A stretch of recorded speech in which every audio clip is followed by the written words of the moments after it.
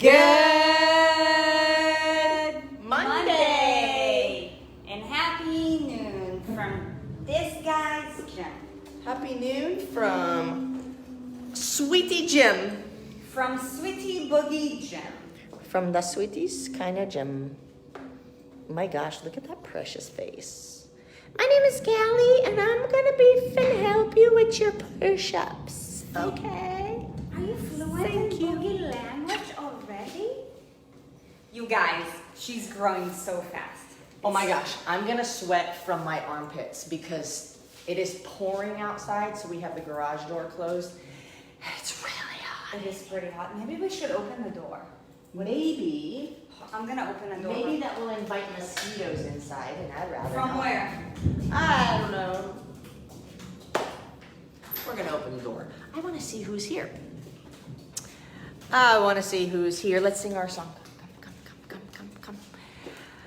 Heather, Jason, Wow, Jason Lee. It's been a minute. Mel, Audrey, Brittany, Heather, Tawny, Erin and Sarit, Stacy actually, Kim, Kimberly, Olivia, Trisha, Heidi, Beth, Catherine, Daniela, Audrey, Mark. That was adorable. Oh, what kind of meal plan you got the pup on? All the gains. Yo, she's actually eating natural food, you guys. Like, she's eating what? Like chickpeas and chicken and it's veggies. like for real kind of food. Yeah, our dogs eat for real Yeah, food. can you hear? Thunder. Eat real food, not too much, mostly plants. That- And this also applies to your dogs, your family members, and kid. all things in between.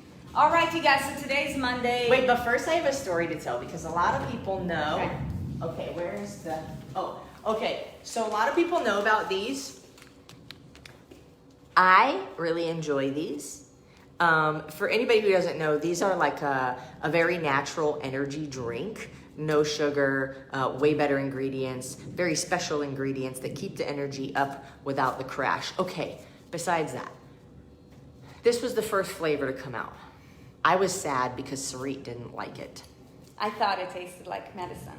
She thought it tasted like medicine. Then this flavor came out. So this one is dragon fruit. This flavor came out, tropical sunshine. I was like, she is sure to love it. She didn't like it. I was sad. But this flavor just came out. Watermelon. She tried it. I had high hopes. She liked it, and I was so excited because it really is a great product. I think they said something about with helping with menstrual cramps. I'm just gonna be real. Today's day one, y'all. Pray for me. Pray for me. What is it? Available today, what approved? Available today. Sarit approved. Yes, I do approve of it. I really like it. Did you bring these because you wanted to have it? Watermelon. Well, I want you guys to see the color of it. Watermelon is my favorite fruit. As a matter of fact, I would love to know. Drop it in the comments. What is your favorite fruit? So when I first started to open the bag, all I did was rip the, where it has the little perforated thing. It smells like watermelon gum. I would say. I'm gonna bring it. I immediately smelled watermelon. I didn't even open the bag yet. I just tore off the thing and I smelled it and I was like, literally I saw heaven for a half a second. I really did. And look how well it mixes. Like literally we've not even stirred it up. I've not even moved this glass. Today is very much about push-ups. I'm just thoroughly excited. Look at, we haven't even mixed it. This is in alignment with working out. 100%. We haven't even mixed it. So I use this actually for pre-workout day. Day. Who else? What are your guys' favorite fruit? And who else drinks the Focus? I now have given myself permission to drink the Focus because I finally Now we're gonna have to get it. found a flavor that I like. I really did not like the first two. The first one that came out, I had one sip and I ended it as that. In fact, I dislike it so much that Erin has a separate bottle for it, because if I smell it, she's like, this is your bottle. I'm not using it. Don't put that in any other yeah, bottle. I can't even smell it. The second one was like, I drank one bottle. I said no more. And this weekend you were like, I can smell it. And I was like, you grabbed it, not me. Yeah, we switched one of the caps for the bottles, and I could smell, and I was like, oh. Anyways, you guys, so today's Monday, Movement Monday, and the board is backwards, so I'm gonna fix that for ya. And a couple weeks ago, we were talking about different push-up progressions, right? So the reality is, and I would love it if you guys could drop in the chat box, what current progression are you on? Are you doing it from a bench? Are you doing it from your knees on the ground? Are you doing it all the way up? Okay, so cute. You gotta show them. This is life at Boogie Home. He's teaching Sister how to do it too. How to hunt for ants. But today's conversation is going to be with regards to different movements that you can use to increase your push-up. So now, when it comes to not just push-up, but any movement, there is this concept of specificity. So to get better at anything that you do, you have to do more of the same thing. However, in order to help increase your strength even more, aside from just doing the same thing, you should supplement it with other movements that mimic that same movement or incorporate similar muscle group, so that you will get that added force on the muscle. Because the reality is it's just like with anything else in life, the more stimulus you have to something, the faster you'll be able to adapt. And if you think about it, what is fitness? Fitness is the ability to adapt to an external stimulus, right? That's why the fitter you are, the more likely you are to run a 5K, because 5K is just a stimulus for your body. The fitter you are, the more likely you are to do however many pull-ups. Like, you know, like just pulling your body weight over a bar, that's just a stimulus for your body. So, you know, all things fitness, like working out, if you think about it, is just stimulating the body. Okay? A lot of them are saying knees on the ground, some on the toes. Sorry, the video froze for you guys for a second. I didn't do it. It's extremely stormy outside, so who knows what's happening out there. It is like the most, I think this is the most stormy we've... I actually turned my Wi-Fi off so that we could keep the signal. We're in hurricane season here, apparently. All right, you guys, so today we're going to be talking about push-up assistance, and we're going to be demonstrating for you guys different movements that would help to assist your push-up, so that you can go and take it to either your own garage gym, your own maybe living room, Local gym. living room floor, local Kitchen gym, table. or whatever it is. So we have two different movements, one of which has 6 different variations. Okay, so we're going to be talking about both of these. So with regards to, do you want to be the movement model? I love to be the movement model. How much caffeine is in this? Wasn't it minimal? Well, I remember that they said 130 grams. Oh yeah. Okay. Anyways, so Not your normal pre-workout. So the first movement that we're going to be talking about is floor press. Okay, and if you don't currently have any equipment, as like for example like a bench, because we're going to be discussing that in just a little bit, you will want to do the floor press. Okay, and as far as the floor press goes, you can do it with either a dumbbell or a kettlebell. By the way, know that because the kettlebell is more of an odd object, it would feel more difficult and perhaps even heavier than the dumbbells, simply because when you have to stabilize something, the more of a stimulus you have, which means that, you know, even if the mass is the same, it's just going to feel different. Okay, so that being said, why don't we turn the camera over this way? Do whatever you would like. And we're gonna be doing a floor press. So literally, when you do a floor press, it's literally kind of like a supine. When we say supine, basically what that means is on your spine. Okay, so it's literally like doing a push-up while laying on your spine. Ugh. Wow, I just took a technology risk and I figured it out, you guys. It's like pressing a button. Unscrew that little handle and you'll have more control. Why? It looks great. Okay, great. Okay, so a floor press, all you need is the floor and like we said, some kind of weighted object, a dumbbell or a kettlebell. So just like we talked about with the push-up, you remember that grasshopper analogy that we're talking about? Okay, we're not going this way. We're keeping everything nice and tight. Wow, you guys, should I put them in the house? Just stay over here, buddy. Stay over here. You guys sit. Hey, Show them your trick. sit. Callie, Callie, sit. Hey, sit. I want to kiss you with my caca Sit. Sit. Sit. Sit your ass. This is what happens Sit when we your work out, ass. you guys. Sit. Hey. Your butt. Sit your butt. Sit your ass down. Okay, Mama, now I will get up. Okay. I'm ready. Boogie, sit, my son. We're gonna figure this out, you guys.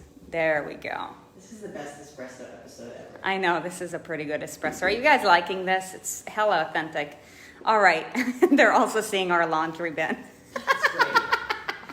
You guys, welcome to our life. Yeah, you guys have laundry too. Yeah. We're not perfect. All right. So notice Erin's elbow. See how the position of Erin's elbow is at a 45-degree angle. You'll be able to see it better, probably. And then she literally presses up. So the floor press is slightly easier than the regular bench press, and the reasoning is that you can only go so deep because guess what? Your elbows are gonna hit a floor. Okay, so what you wanna focus on here as you're pressing is that you are keeping your shoulders retracted.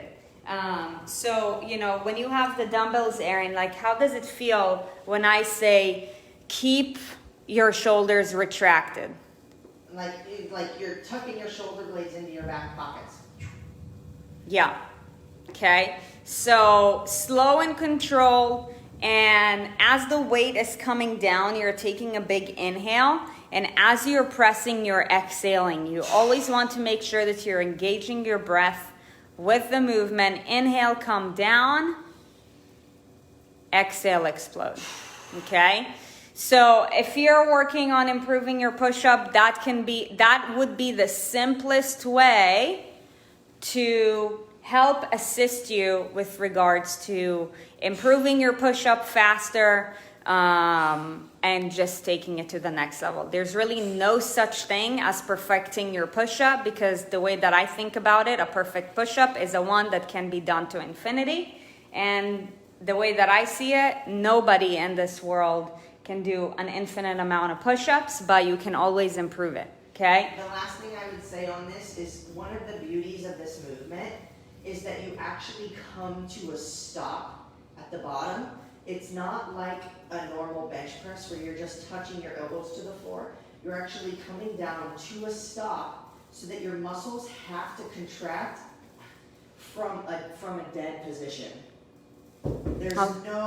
There's this reflex, it's called the stretch reflex, and anytime your muscle is stretched, its automatic response is to flex. So when you're doing a bench press and you come down, right in that split second, your pec muscles and your triceps that are extended, stretched out, want to contract. That's a natural reaction.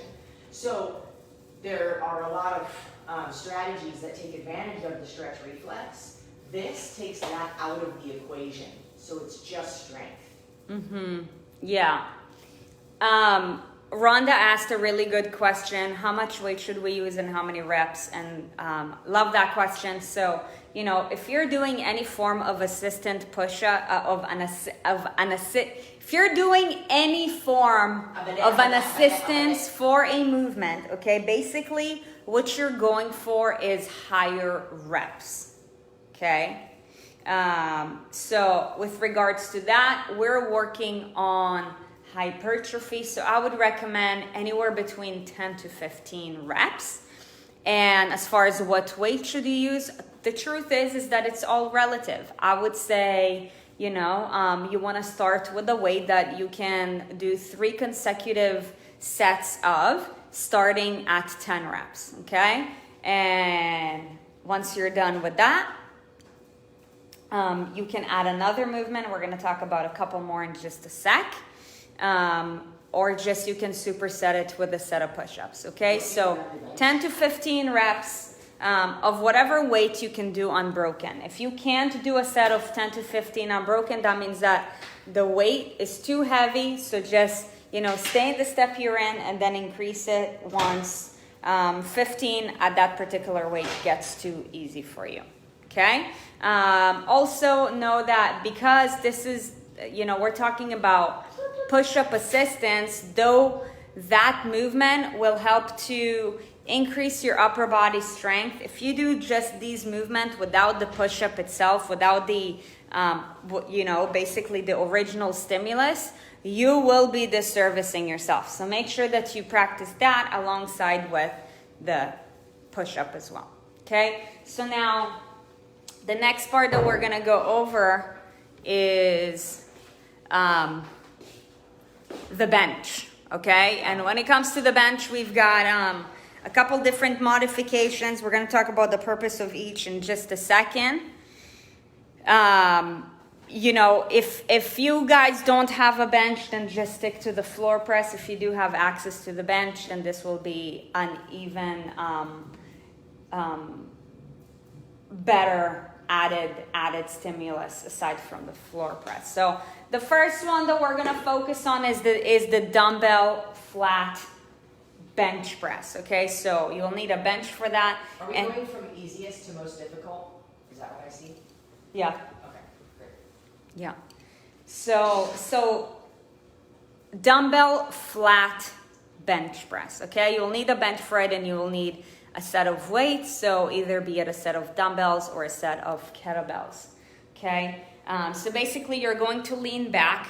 Basically here, the only difference between, it's the same as the floor press, except that because there's not a floor underneath you, Erin's elbows are actually able to go down even lower. So we're talking about a very similar motion to that of the floor press, except a greater range of motion, okay? So this would be the first progression up from the floor press. Now you guys don't, what's the word?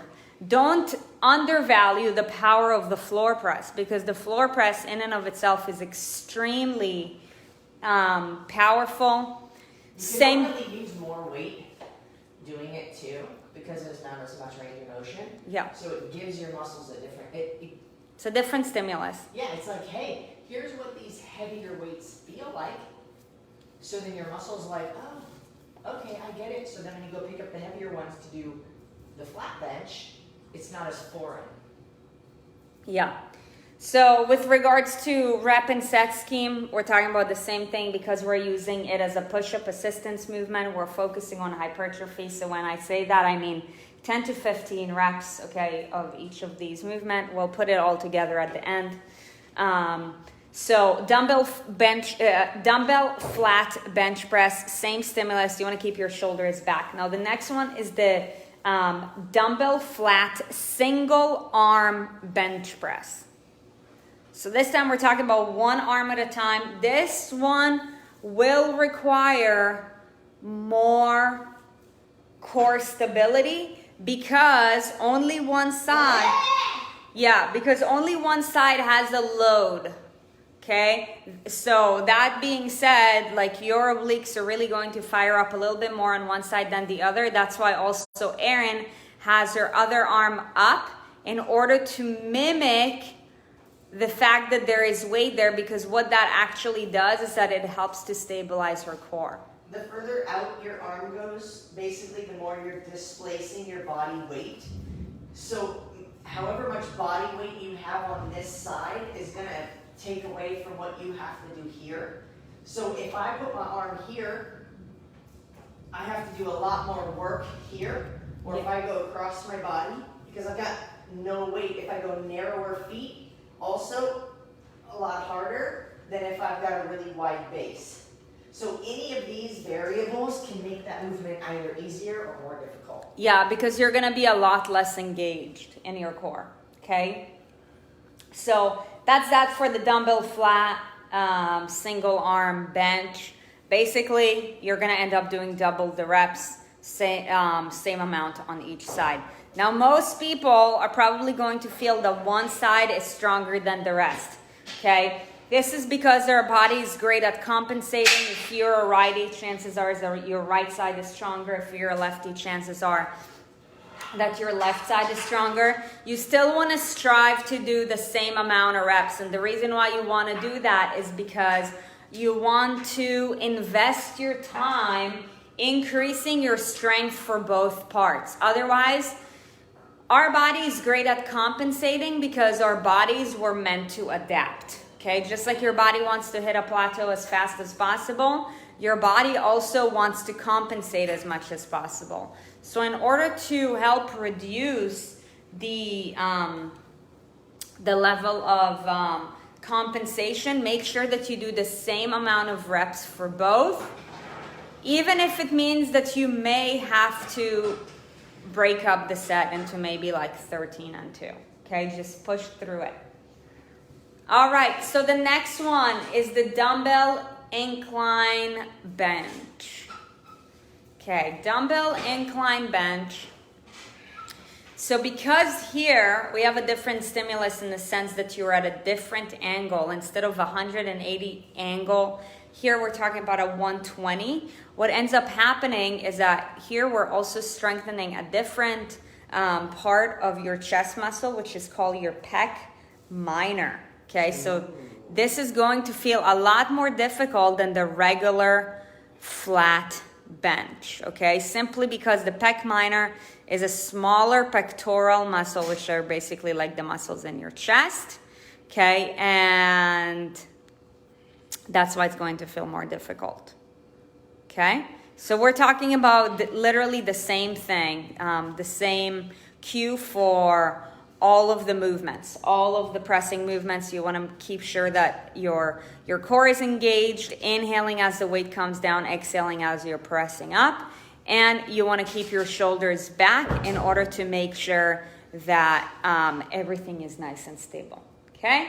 After that, we're going to take it into single arm incline bench, which we mean more core, more pec minor. So here we're talking about lots of centralization. So you're going to do the same amount of reps on one side and the same amount of reps on the other. Just like with the single arm dumbbell flat, it's probably going to feel easier, or one side is going to feel stronger than the other. Push yourself to do the same amount of reps regardless. Okay? A good pro tip is that whatever side feels weaker, usually do that side first. Because if it gives out, then it's better to match what your weak side did with your strong side, even if it's not as hard, than it is to do, let's say you're like, oh, I got 12 reps on my good side, but I can only get 9 on my other side. You're just creating more of an imbalance. So do the weaker side first, and then match it with the side that you do better with. Yep. So the next thing that we're going to do is we're now going to use a different object. And this is the object that allows you to, it is a little bit more stable than the dumbbell, but it does allow you to increase the load in general. So for those of you guys who either have like a fully decked out home gym or access to a gym, you'll definitely want to try those out. If you don't, then that's totally fine. Stick to the dumbbell bench. If you don't have access to that kind of equipment, just do the floor press, okay? Boogie loves to give Mamas his blessing before she does bench press. Boogie. Okay. So, something to note when it comes to the barbell bench is that you always, if you're in the underground training club, we're actually coming out with an underground training club course where we literally dissect each and every one of these movements. So, you know, for anybody who needs details with regards to that, that will be probably available for you to grab in July. But other than that, we're just going to talk about the basics here. You want to make sure that your eyes are under the bar. And when you bring the barbell, you want to bring it all the way to your chest. Okay, so hold the bar tight. And then the same thing that we did with the dumbbells, we're now doing with the barbell. Perfect. Inhale as the weight comes down. Exhale as it goes up.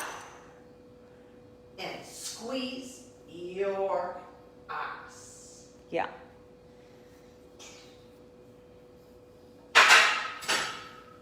So advantages of the barbell, you can load up more weight on it. Obviously more stimulus for the tissue. Disadvantages, honestly, there's not really any disadvantages, but we do understand that, you know. I mean, here's a disadvantage, is that you can't single out your stronger or weaker side. Like you can't improve the imbalance. Oh, true.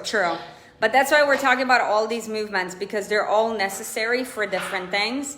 But really, you know, if you don't have access to a gym, or let's say if you work out from home and your home gym is not fully decked out yet, you might just not be able to do that yet.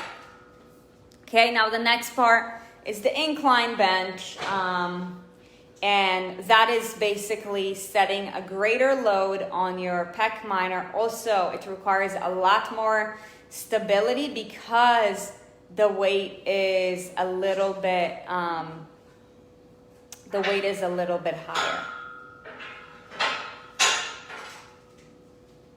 Feels weird.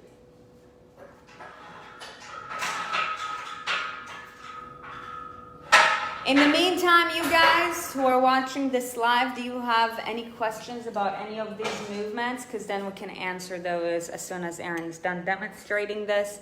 So, you know, how the same mechanics that apply to the flat bench with the barbell apply to the incline, in the sense that you want to bring the weight all the way down to your chest, and then you want to press up.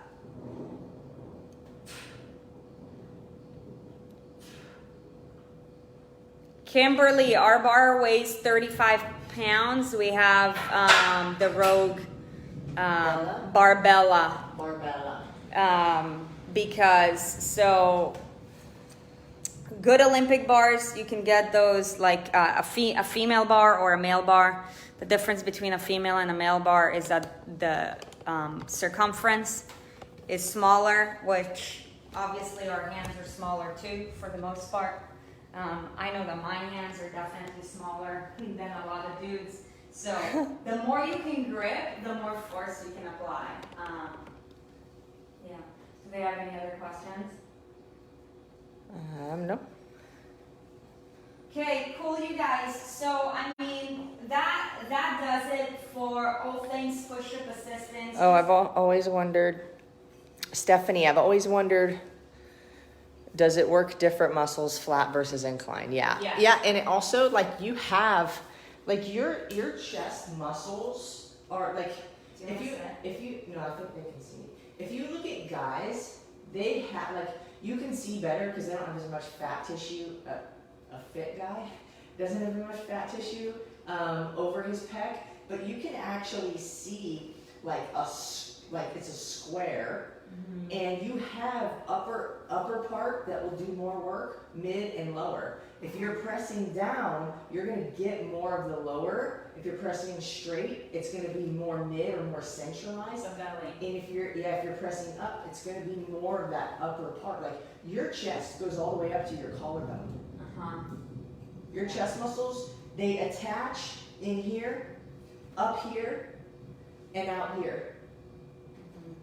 So they're massive muscles. And then there's the pec minor, or the pec minor that Sarit was talking about. Like your pec muscles go this way, but your pec minor actually comes down this way. So it's the one that's more responsible for this kind of movement, or like the fly. So Abduction. Abduction. No, adduction. Adduction. All right, you guys. So putting it all together, you're like, okay, at this point, how should I apply any of these movements that you pick? Do 10 to 15 reps. If it's any of the single arm ones, then you'd want to do 10 to 15 each. Obviously, first, what you want to figure out is logistically, like, what do I have access to? If you have access to all the above, okay, great, you've got more things to work with. If you are more limited equipment-wise, know that that is totally cool. You can gain an insane amount of strength without, like, having a fully decked out gym. Okay? Amy said, so if you're doing an upper body day, how many of these different variations should you do in a session? Yeah, so we're getting to that just now. So 10 to 15. All of them. 10 to 15 on each of them. Obviously, if you're working on increasing your push-up, then I would highly encourage you to make sure that to whatever it is that you're doing, you also add a push-up. Honestly, what I would recommend for you guys is start with a superset. A superset means that you're doing one set of one movement and another set of one movement, and then just rotating back and forth. And because we're working with hypertrophy, which means higher reps, we want to shoot for 3 sets. So there's another question that I want to answer. Okay, 1 second. Okay. So I would say, like, for example, superset floor press 10 by 15 with push-ups 10 by 15. Okay? 10 by 15? Sorry, 150 reps, no problem. 3 by 10 to 15 or 3 by 10 and 3 by 10 to 15 with the other movement. 3 sets of between 10 and 15 reps. You guys, the most important thing is consistency. It's not about how many sets you do in one session, it's about how consistent are you with doing all of these over time. Okay? So I would recommend for you knowing that, starting with a superset. Let's say if you've been and then you want to, like if improving your push-up is one of your goals, you want to make sure that you do like that superset like 3 times per week. Okay? Like be consistent with that.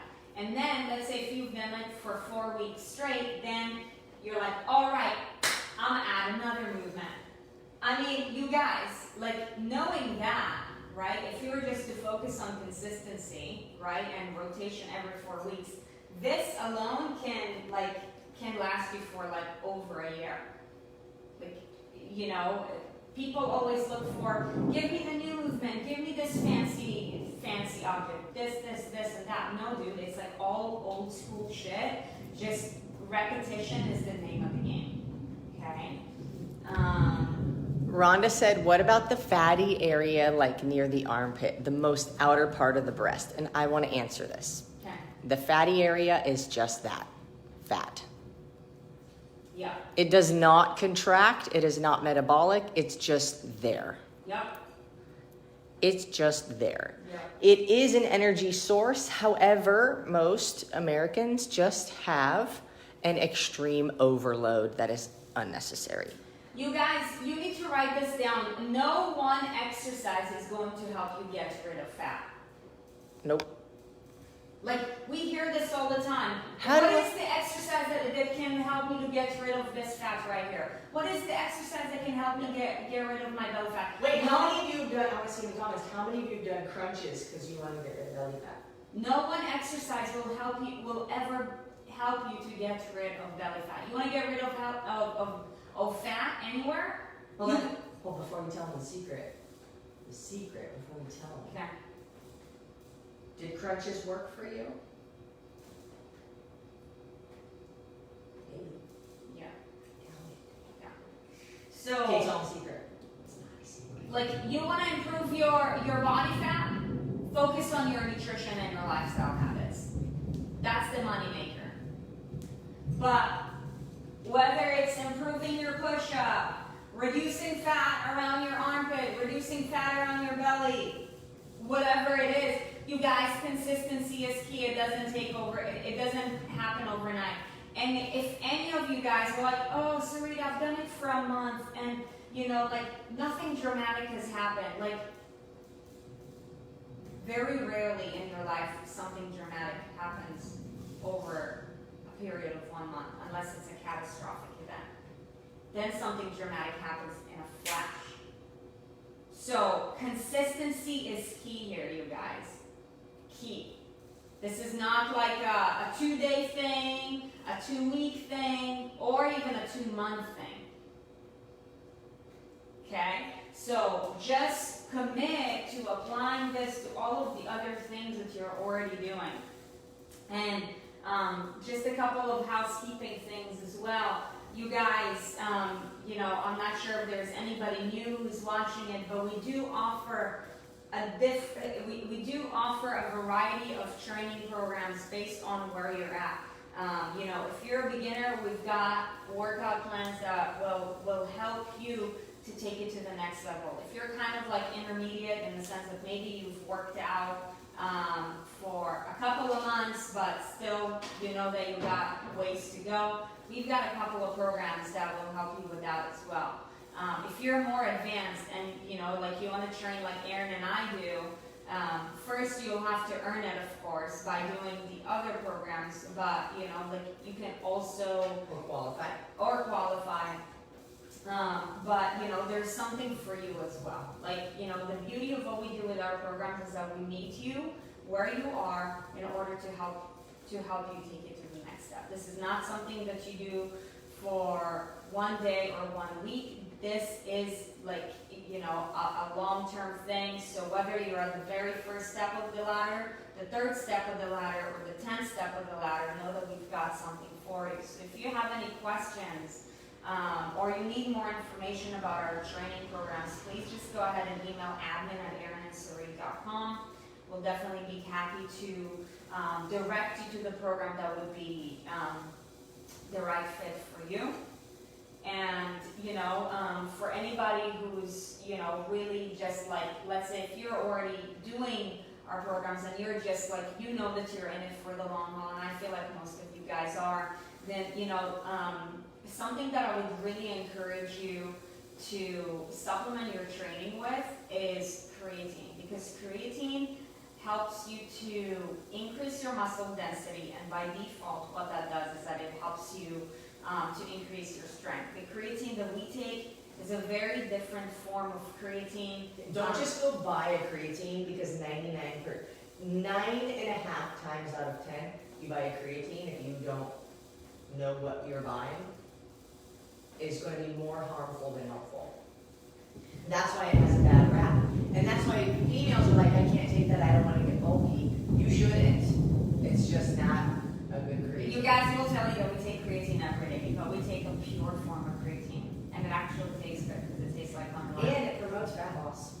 It does, because the more muscle you have, the more fat you're burning, literally just like me right now sitting. Like if I had a different body composition, I will not be, you know, like burning fat or energy at the same rate as I am now. But the more muscle you have, that's kind of like your energy currency. It's like whatever it is that you're doing, it doesn't matter like how little activity or how great of an activity, you just get more of it because you've got more muscle to support you. Muscle is a savings account of the body.